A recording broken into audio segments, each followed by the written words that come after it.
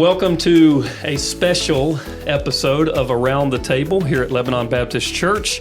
My name's Matt. I'm the lead pastor here at Lebanon Baptist Church, and I have with me today Teresa Bass, who is a new ministry leader for a new ministry here at our church that we are kind of in the process of kicking off. I mean, I would say it's up and running, but we're building upon it and we're adding to it along the way. But we're calling the ministry Pro-Life 360.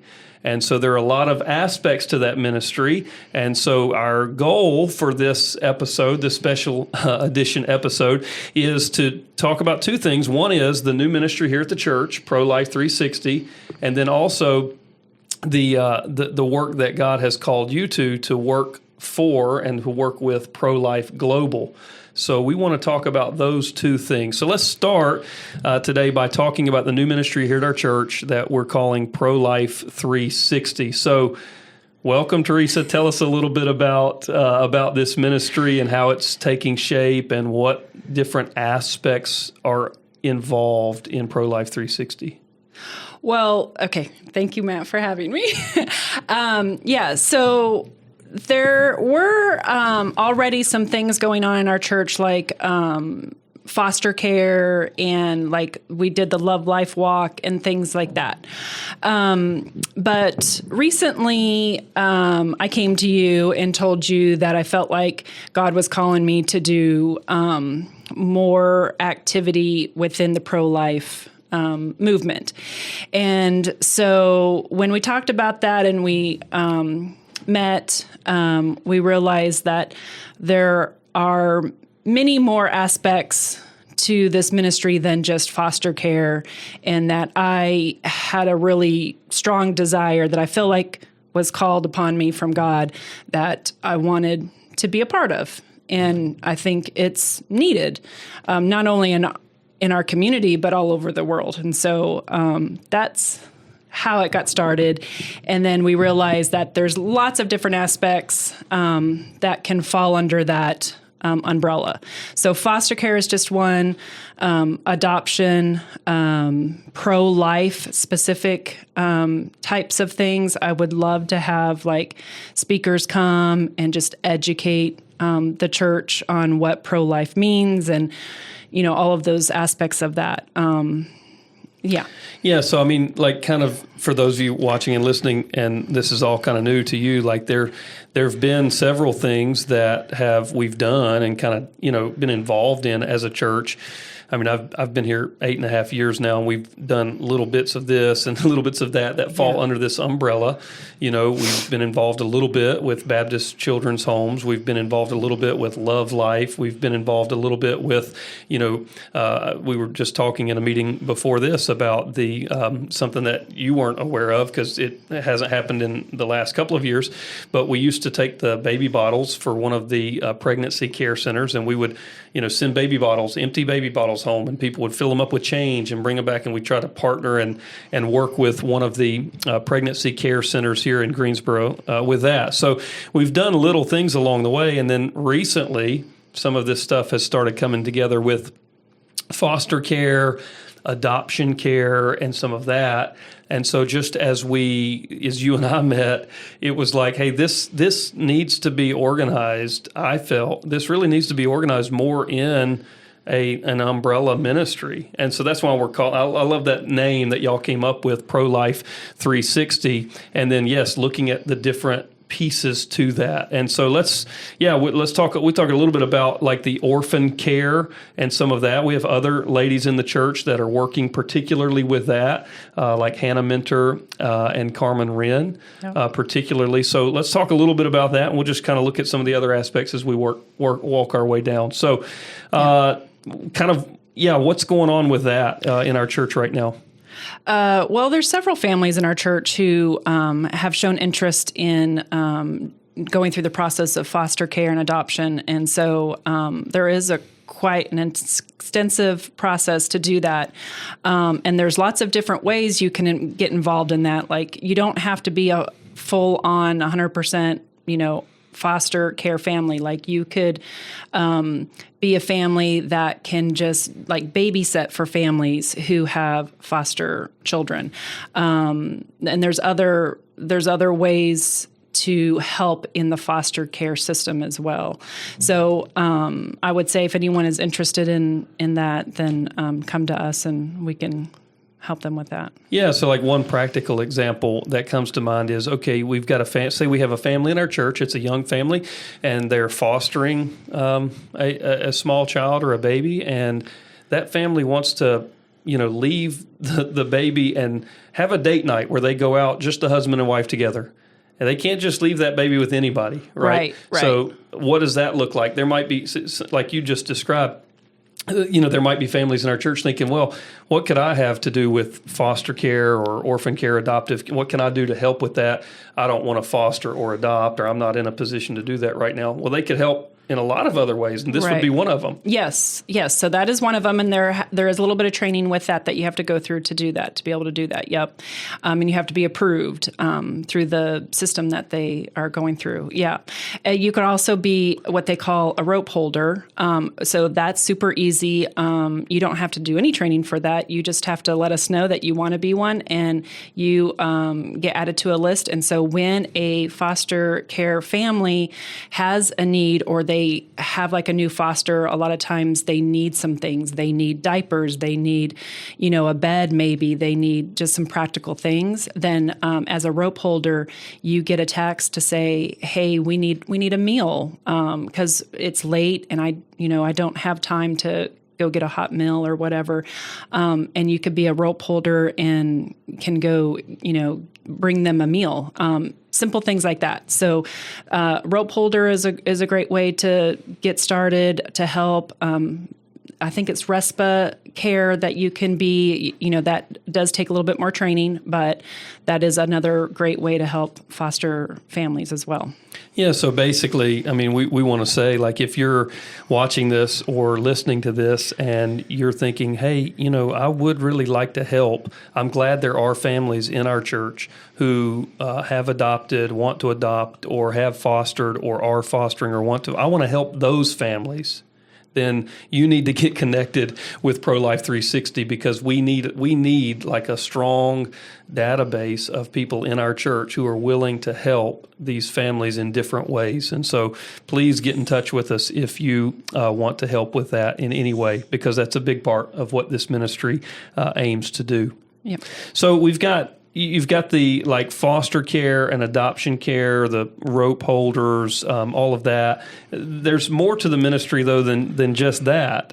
We've got House of Refuge, which is in partnership with Love Life. Why don't we talk a little bit about that? What's involved in like being a house of refuge? So like we are here at Lebanon Baptist Church a house of refuge. And so maybe talk a little bit about that and your experience with it, so that those listening who have no idea what that's all about can have a little understanding. Yeah. So through Love Life, they have a piece of it that's called House of Refuge. And so churches can be kind of on the map and be a house of refuge. So if there's a young lady who is looking for a church, who is pregnant and needs some resources or needs some support, and if she gets on that website and looks to see if there's a church nearby that is a house of refuge, then they can reach out to us hopefully, and we would support them and we would mentor them any way that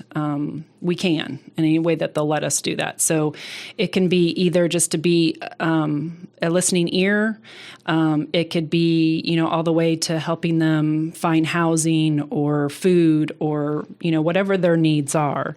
But just to be there for them, right? That's what we're here as the church for, right? Is to help our community and help, anyone in need. So that's what we're there for. Yeah. And so, I love the House of Refuge aspect of the ministry in particular, because, we are calling this ministry pro-life.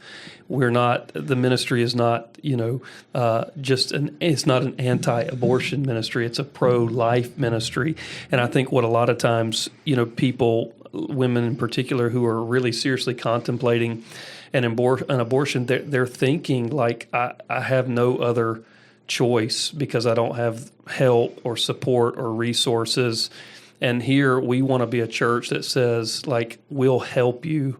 We will help you. We're not just going to say to you, don't do this, right, without any offer of support and help with the difficult path forward. No, we want to help walk alongside of you and provide for you and care for you. And so I think, that's a beautiful aspect of what Love Life does, that we then partner with Love Life to say, we'll be a church that is a house of refuge that will help in cases like that. And so, yeah, I love that aspect of the ministry. We need help with that too. So, right. yeah, I mean, how could someone in the church help in that aspect?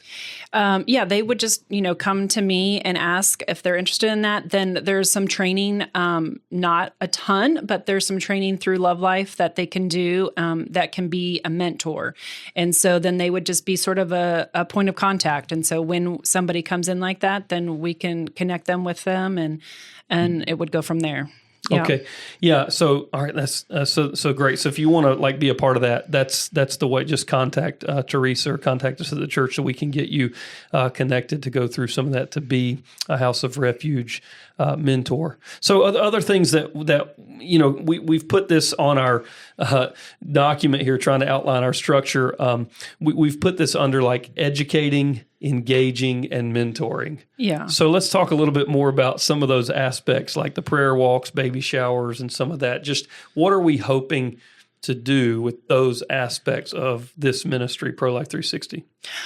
Well, I feel like one of my goals in this is just for educational purposes. I mean, I just want to be able to educate whoever is interested in being educated, but from the pro-life stuff, like, all the stuff that we're going to do through Love Life, the prayer walks, the House of Refuge. We hope to do the Restored Life, which is post-abortion healing. Those are just all kind of under the education. I mean, there's just a lot. We all know the word pro-life, what it kind of means, but do we really? What does that really mean? And what, especially as a Christian, how can we embody that especially as a church and as a Christian, right?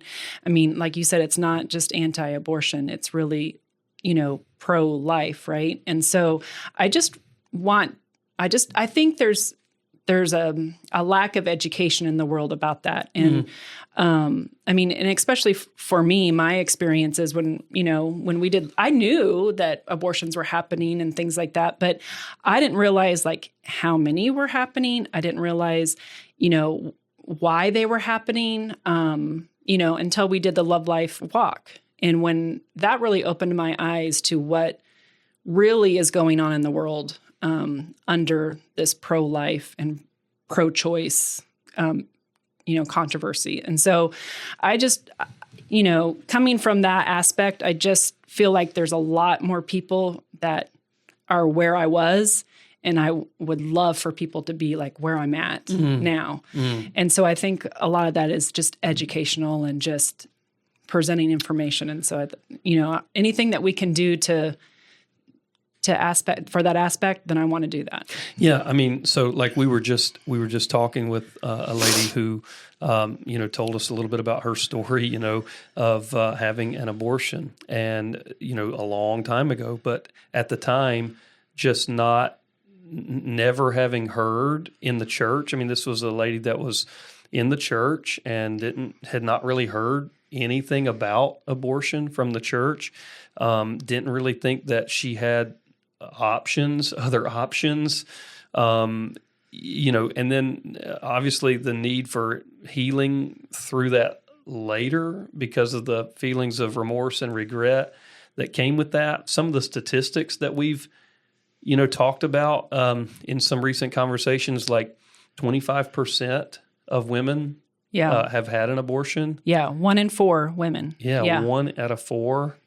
And 44% of those were in a church. Yes. They were actively in a church when they did that.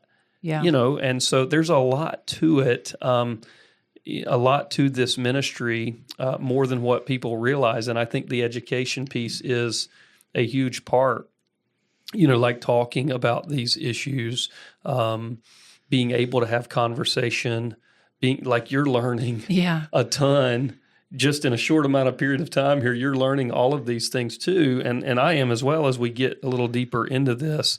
And so like, I believe that, we as a church, we are called to be involved in this, when there is a problem that isn't being addressed, it's only going to be perpetuated. And so we have to be able to acknowledge problems where they exist, talk about those, educate people, walk alongside of people, in that process, or it's only going to continue. So I love, the fact that we're getting more strategic, more planned, more purposeful with what we're doing, in this area. Because again, it's, I think the church oftentimes is criticized as being like only about sharing a message, for example. I mean, there's churches where these issues don't get addressed at all. Then there are churches where the issue is only, maybe like abortion is condemned, but no resources, no network, no support. Yeah. It is truly just anti-abortion, no like pro-life. Pro-birth. And not pro-life. Pro-birth. Yeah. Right. Pro-birth rather than pro-life. And so, I mean, we don't want to be guilty of that. We want to be, covering the totality of pro-life. And so, I'm excited about, some of what we're getting involved with and the help that it's going to be. Some of the things, like prayer walks, that's an aspect. We have, you mentioned the walk, but there's people, I know there are many that will be watching this or listening to this. They've heard us talk about doing a Love Life prayer walk, but, that they've not been to it. They don't know, what's involved in that. Right. Why don't you just, you were there, describe a little bit. I can talk about it, but you describe a little bit about what the Love Life prayer walk is all about and, why we should even do anything like that.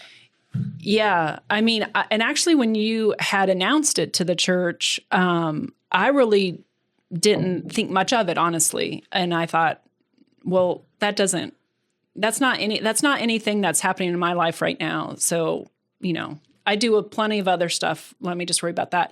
But actually, it was Blair who said, no, let's go. I think we ought to go as a family, especially. And I said, okay, let's go. And so I really had no expectations with it. I really just thought we were going to walk, honestly, down a street. Yeah. And, but when we got there, I didn't realize that I didn't realize there was an abortion clinic in Greensboro that is doing abortions surgically. And so when we got there, it was a little eerie, really. It's on a road that like there's, industrial businesses, and it's behind like a tire shop, I think. Yeah. Right there on Randleman Road. Yeah. And we parked away a little bit in a big parking center, and I again didn't know what to expect. We were all kind of gathered, and there was a leader, and we did some singing, and they talked about some statistics, abortion statistics. That kind of blew my mind, really. I've never heard those type of statistics before. And so, and then we walked, we kind of gathered and we talked a little bit, and then we walked close to the abortion clinic, but not right in front of it. But we got as close as we could. And I actually think the day that we went, they were not open. And so it was interesting, but it wasn't. I've been to it where it has been open, and it's a lot different.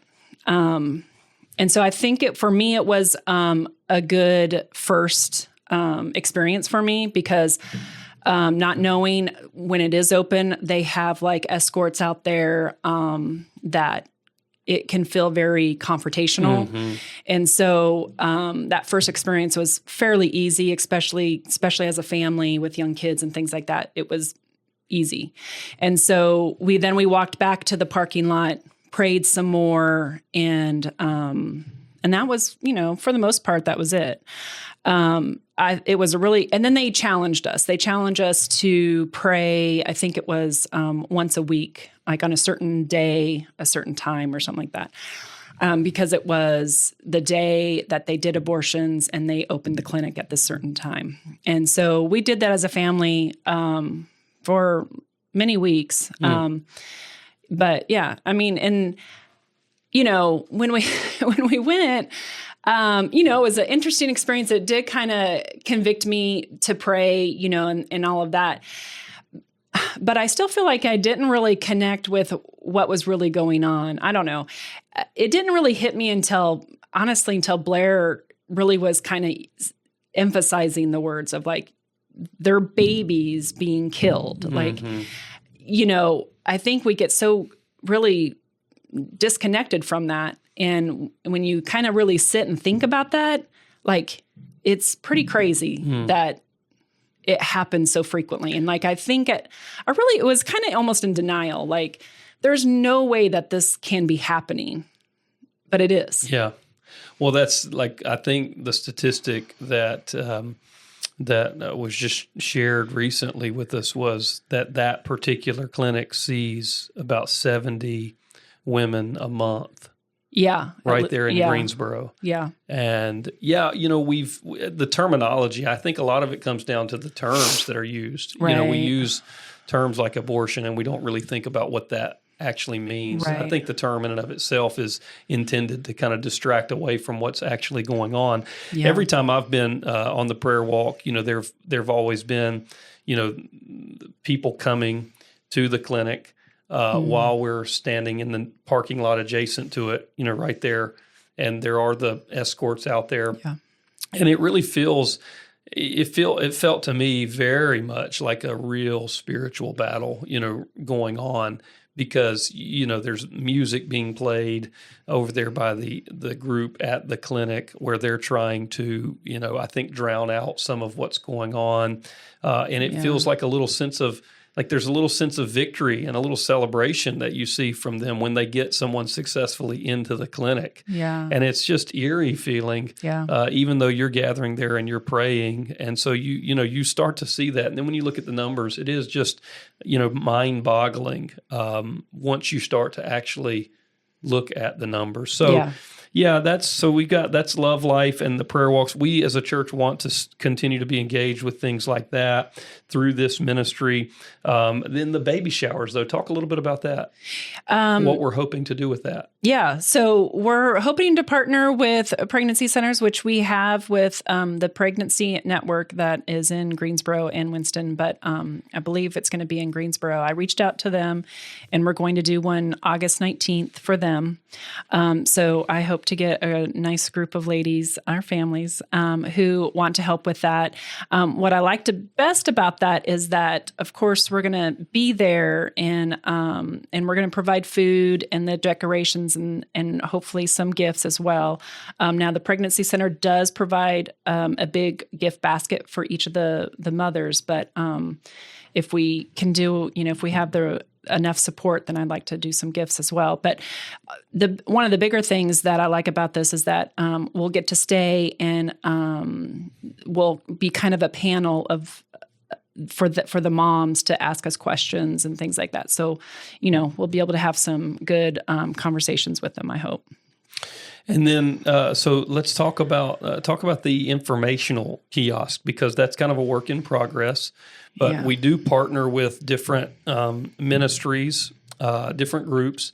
And so, what are we hoping to do? How are we hoping to bring all this together? Yeah, So kind of have sort of an informational kiosk is the best way I can describe it.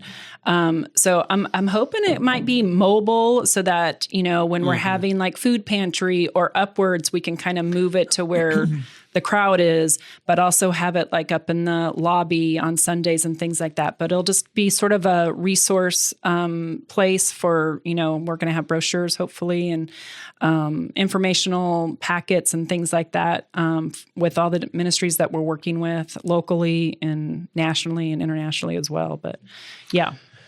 Okay, so let me ask this. Anything else particularly that we're leaving out about Pro-Life 360 that would help anybody watching or listening know what's going on with this ministry that we're kind of organizing and bringing together?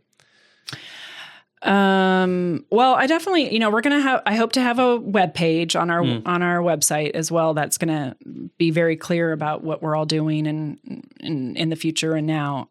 So I do want to have that. I would love to have like a social media page as well. Yeah. So again, this is all sort of a work in progress, but I do want to just say, part of what we're saying about Pro-Life 360 at Lebanon Baptist Church is that this is a new ministry dedicated to encompassing everything related to life. Every child, whether born or preborn, deserves love and support. And as a church family, we aim to stand beside those eager to assist the most vulnerable among us. The mission of this ministry includes providing support for individuals facing unplanned or crisis pregnancies, offering assistance for post-abortion healing, and supporting foster care and adoption. So that's the 50,000-foot flyover sort of summary and mission of what this ministry is aiming to do. But I want to shift now and transition a little bit to kind of your particular calling to go work with Pro-Life Global, because that kind of sparked this whole ministry here at the church. I mean, you were feeling this calling to be very much more involved in this sector and in this aspect of ministry. And so then, we were like looking at things we were doing as a church and we need to organize this. But tell us about Pro-Life Global and how you kind of came about that and were introduced to Pro-Life Global and the calling into that, and tell us more about that. Okay. Well, so Pro-Life Global is in their 4th year of existence. And what they really do and what I love about being connected with them is that they want to empower local leaders in their own communities to then be pro-life advocates for their communities and to help the women in their communities, help the families in their communities. And we're providing the leadership, the mentoring, the discipleship for them to be able to do that. So I came to you a few months ago and I think told you that I had started volunteering for them.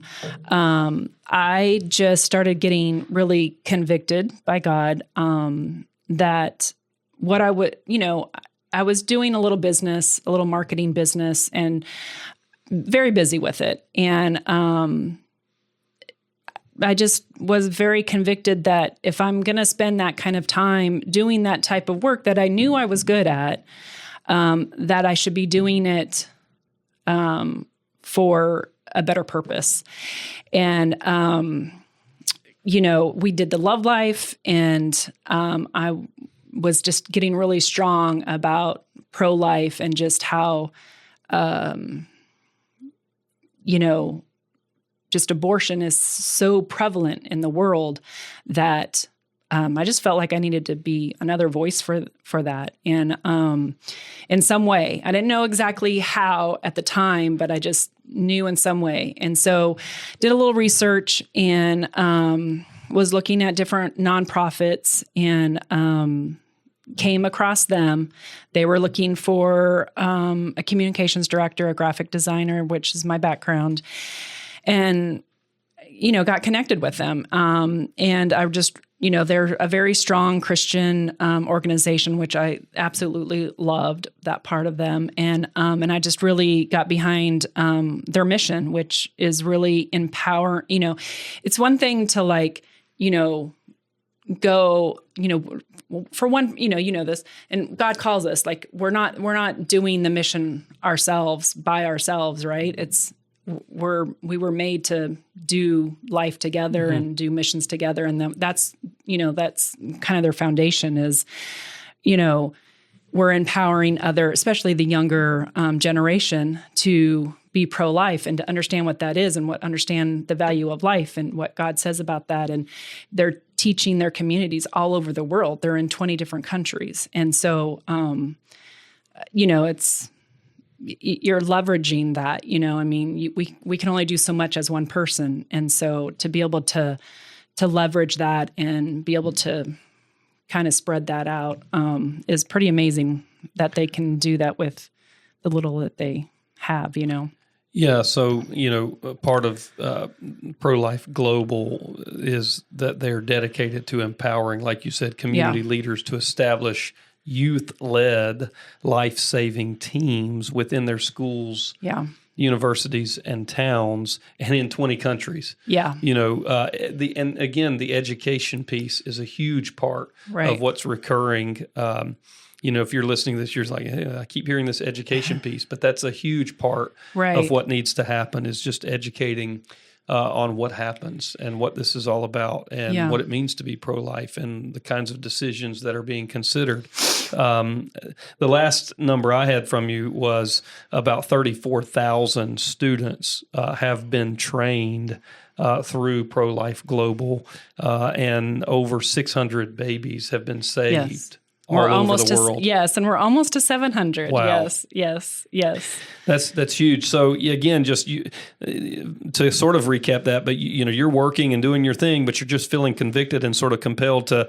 Is there a way to use my skills and gifts for a more meaningful, purpose? Yeah. And all of that converging to you were being pulled in that direction with the pro-life, kind of movement and what was going on in that, and then looking at what you're doing with your skill sets and the job that you were at, and bringing that together now to work for Pro-Life Global. So, but this is a ministry. Pro-Life Global is funded. Like everything for them is funded through charitable contributions and gifts. Right. And so for you, this isn't like they said, hey, we got a full-time job and here's a salary and you come work for us and we'll pay you this. No, it's more like you got to step out in faith and raise support to do something like this. So talk a little bit about that and how you have felt about that and what that journey's been like. Yeah, well, it's definitely totally not blind, but faith. I mean, it's definitely faith led.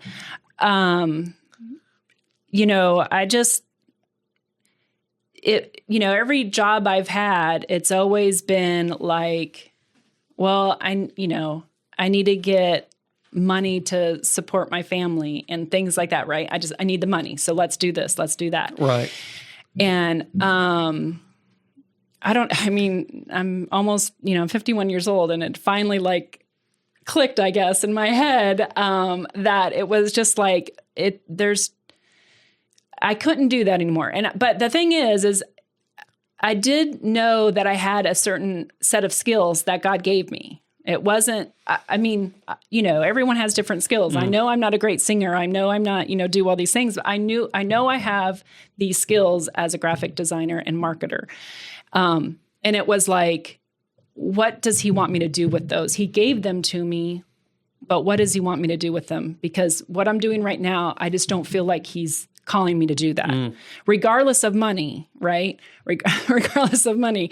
And so when I finally kind of gave in to that conviction and went down that path, it's just been, I'm just trying to keep the doors open of what he wants me to do. And I feel like, he's going to provide, and he does. He does every step of the way. Is it easy? Sometimes no. But, over the years and seeing and experiencing different things that I know that it will happen one way or another. It's probably never like I imagine it, but it happens, and it continues to happen. And so, I'm just trying to, each step of the way, trying to make the right choices of what God wants me to do. And I don't always know what those are the next day or the next week, the next month, but, each day I'm trying to make those decisions that will, give glory to him. So, I am trying not to worry about the money part of it. And I just feel like it's a journey. It's really an educational journey for me as well, biblically, and so I'm just trying to kind of embrace that, and whatever comes, comes, and I'm going to learn from it some way or somehow. So, well, no, I love how you kind of describe that, because again, it's like, hey, how does God want me to use these gifts and talents and abilities? And then, okay, letting him figure out, the provision for that. We say it's not just a cliche. I've said this to you multiple times, but we say in the church often, that where God guides, he provides.